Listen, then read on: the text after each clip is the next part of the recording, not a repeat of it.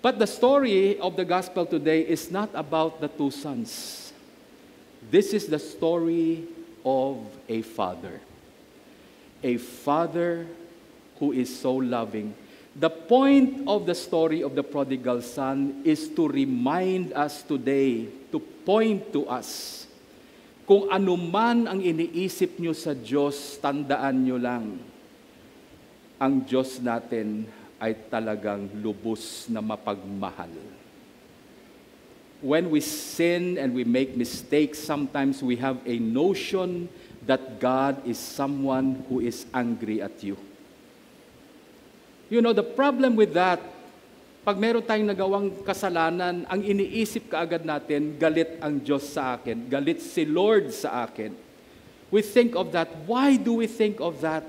Because we think that God only loves us because of the things we do. Akalain mo, meron kang tatay na minamahal ka lang dahil sa mga ginagawa mo. Kaya kung mabuting ginagawa mo, love na love ka ng Diyos. Pero pag mali na yung ginagawa mo, God will not love you anymore because you're doing the bad things and the wrong things. No, that is not the God I know. In our gospel today, Jesus would like to remind us of who God is. God does not love you because of what you do. I don't want a father like that. I don't need a father like that. What I need is a father who would love me because of who I am. Not because of anything I do. I want a papa, a tatay, who can love me because of who I am. Who am I? Sino ka ba? Sino ako? We are sons and daughters of God. Anak niya tayo. At itong pinapakita ni Kristo sa atin ngayon, na yung Diyos natin is the kind of God who loves you not because of what you can do for Him, not because of the things you do. This God is a God who loves you for who you are. Who are you in the eyes of God? You are His precious child. Kagaya ng baby na yan, nahawak-hawak ng tatay at nanay, dinadala sa simbahan. Wala pang ginagawa yung bata na yan, mahal na siya ng tatay at nanay niya. Makikita niyo naman. Diba? Oh. Hinahawakan ng tatay, ginaganyan-ganyan para wag maingay daw. Okay? Hindi ako naiirita sa bata na umiiyak sa loob ng simbahan. Okay lang sa akin, so don't worry. That child has not done anything yet. Wala pang ginagawa yung bata na yan. Pero hawak siya ng tatay at nanay niya, mahal na siya ng nanay at tatay niya. It's the same thing with God. That's why this prodigal son, itong batang lumayas, kinuha niya yung mana niya. Alam niyo ba kung kailan niyo makukuha yung mana niyo sa magulang niyo? Ha? In Israel? You only get your inheritance when your parents die. Pag namatay yung magulang mo, pwede mo na kunin yung mana mo. So yung itong batang na to, bastos talaga. Yung kinuha niya yung mana niya, ibig sabihin yan, parang sinasabi niya na sa magulang niya, mamatay ka na sana. Kasi kinuha niya ng maaga yung ana niya. That's the message. I hope you die early. I want to get my inheritance. Pero tingnan mo yung tatay.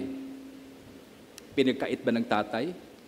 Sinabi ba ng tatay na hindi ko ibibigay sa ito? Alam ba ng tatay na wawaldasin ng bata yung mana niya? Alam ba ng tatay?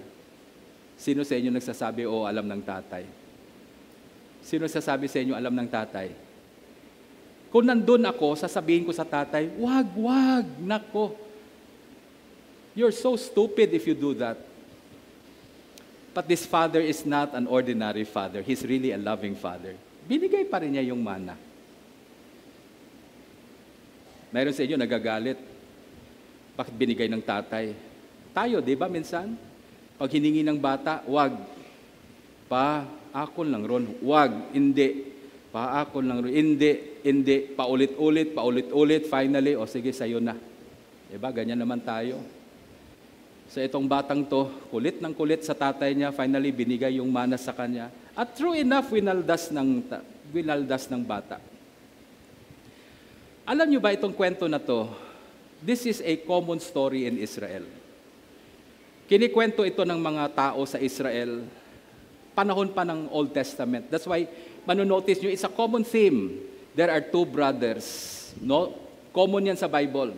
May dalawang magkapatid. Sino? Si Jacob tsaka si Esau. Yung isa bad, yung isa good. Oh. It's a common story. Kinikwento yan ng mga magulang sa mga anak nila. Bakit kinikwento itong kwento ng dalawang magkapatid? So that ang mga bata matakot at huwag nang mag-disobey sa parents. Okay? Naalala ko yung kinikwento sa amin ng nanay namin nung maliit kami, yung The Boy Who Cried Wolf. Alam niyo na yan? The Boy Who Cried Wolf? Anong mensahe ng kwento na yan? Huwag magsinungaling. Diba? Yan ang mensahe niyan. Alam natin yung kwento na yan. Kaya in the end, yung bata, sobrang sinungaling, paragi nagsisunungaling, kinain ng wolf. The story of the two sons is a common story in Israel. The message is never disobey your father. Kasi itong kwento nito sa Old Testament, and the Jewish people, this is what the story is about. There are two sons. One was good, the other was bad. He disobeyed. In the end, sumubsob siya, sumablay ang buhay, nasira ang buhay, bumalik sa tatay niya. Pagbalik niya sa tatay niya, yung tatay niya hindi lumabas ng bahay. Humihingi yung bata ng tawad, lumuluhod sa labas, humihingi ng tawad, yung tatay hindi talaga lalabas. At hindi magpapatawad ang tatay. And the moral of the story, kaya huwag niyong suwayin yung tatay niyo. Kasi susubsob ang buhay nyo at hindi na kayo papatawarin. Yan ang kwento na yan. Pero si Jesus, nung kinuha niya yung kwento na yan, ginamit niya rin yung kwento na yan. Jesus used the story. But there was a twist at the end of the story. Iniba ni Jesus yung ending.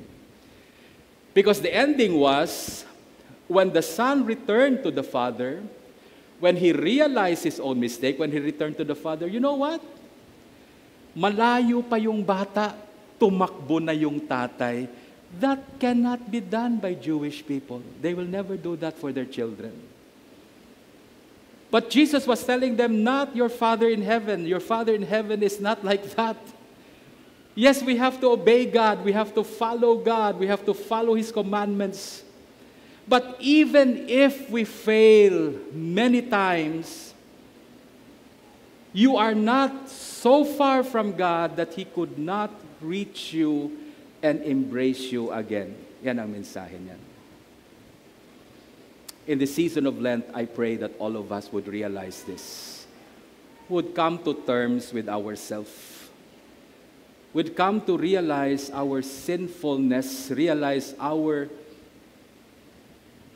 arrogance sometimes that we take God for granted in our life.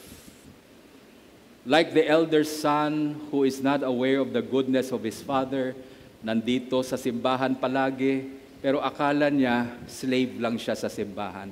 The elder son. He was with the father all the time, but ito sabi niya sa tatay, I have been a slave to you. Ganyan bang tingin natin sa Diyos? Hindi tayo umalis sa simbahan, nandito tayo, but we feel so entitled to be here.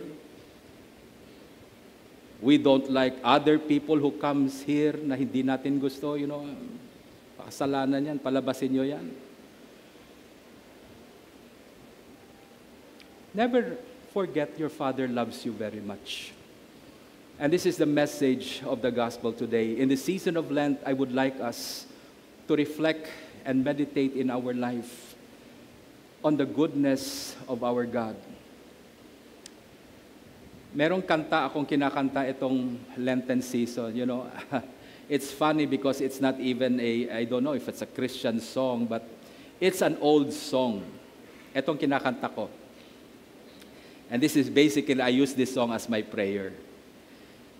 It's a song way back in the 60s. So alam to ni Brother Rex kung anong kanta to. No?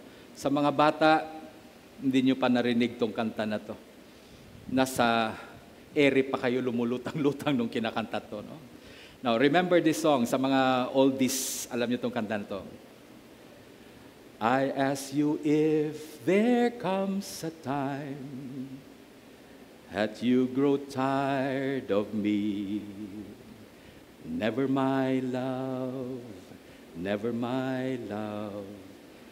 You know, that's a beautiful song. But the question is, Lord, may time ba noon na napagod ka rin sa akin? Takbo ako ng takbo, palayo ako ng palayo sa'yo. Ini-snub kita, hindi kita kinakausap. Was there a time, Lord, that you grow tired of me? And this is what God said for me inside my heart. Based on our gospel today, this is His response. Never, my love.